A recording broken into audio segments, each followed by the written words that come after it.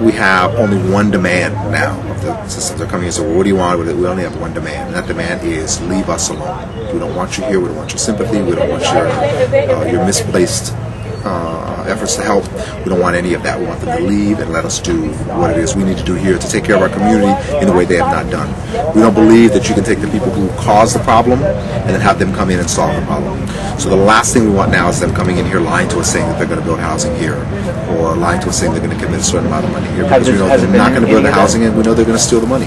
Has there been any of that this far? They've come in and they've asked us what we wanted. The city manager's office said they wanted to meet, but we told them what our demands are, and we haven't heard back from them. Obviously, these are temporary shelters.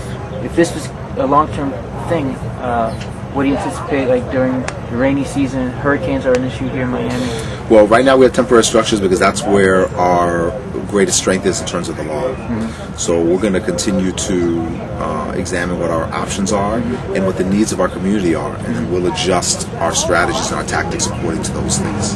And some of the things we do may or may not run afoul of what they call the law, but we'll be in direct compliance with our understanding of moral law and what needs to be done to benefit the human beings in our community, not the corporations. Do you think that this is going to be duplicated in other places? We hope so. We hope to duplicate it ourselves, and we hope other people duplicate it as well. This settlement, it's only within the city limits of Miami?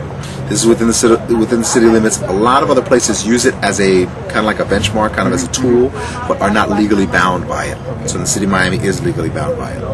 And so that played into obviously our considerations, but again, our bigger consideration is what the needs of our community are and where those needs exist, and that's what we're going to move by, not by what several people agree should be the law. Is it possible for this to be self-sufficient indefinitely? I think it is. It wouldn't be self-sufficient in the sense that we would need contributions or donations, but it would be self-sufficient in the sense that the activists wouldn't have to be here anymore, and that the residents would run it themselves, and the residents would continue to train people on new ways of thinking about the way we relate to each other and the way we relate to land. And we should do that, and we will move in that direction, continue to move in that direction.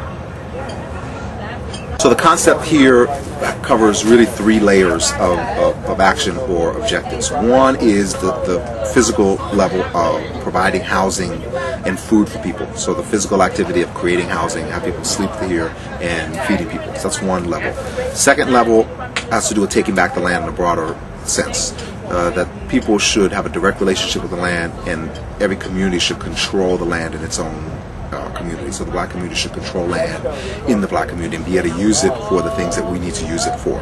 So the land in the black community shouldn't be just given away to developers to build high rises and profit off of them, but that we should be able to use it for the things that we need it for. If we need low-income housing, we do it for that. If we need a park, we build it for that, or whatever our collective needs are, and we need to be able to determine that and not have to go through the politicians and the developers or the relationship between the two in order to that.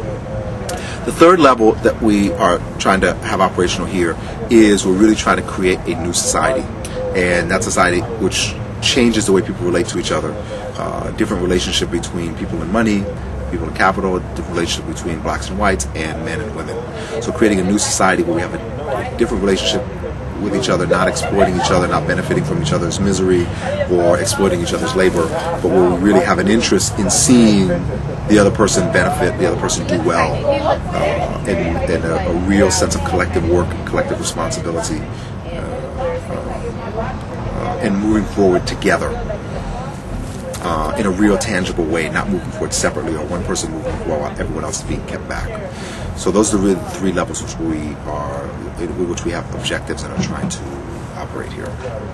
Would there be a time that you would be willing to work with the city, or if they came up with a proposal, if you can cooperate in a way to solve some of the housing issues in Liberty Well, City? we wouldn't be willing to do anything that would depend on them for anything. So if they're saying we'll move off the land and we'll build housing here, we're not going to believe them. That's not what we think would happen. We wouldn't be willing to do anything like that. About how much money in total has been taken out of affordable housing programs? Well, the amount that we've been able to count from the county has been about $40 million, which was misspent, which was supposed to build affordable housing, low-income housing, which was not.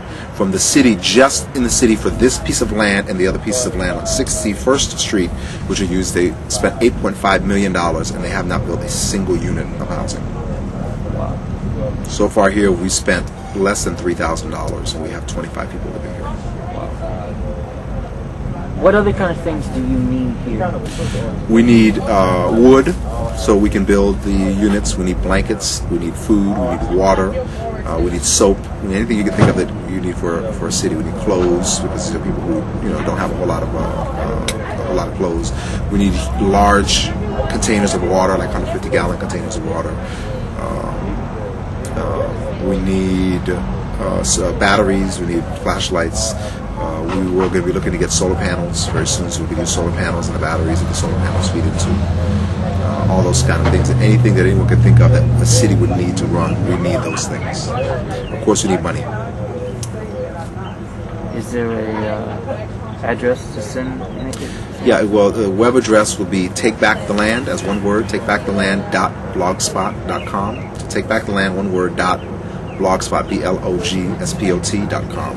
And there you can keep up with what's going on here, as well as make donations there. If you want to make donations, send it. You can send it to the Center for Pan-African Development, P.O. Box 510232, Miami, Florida 33151.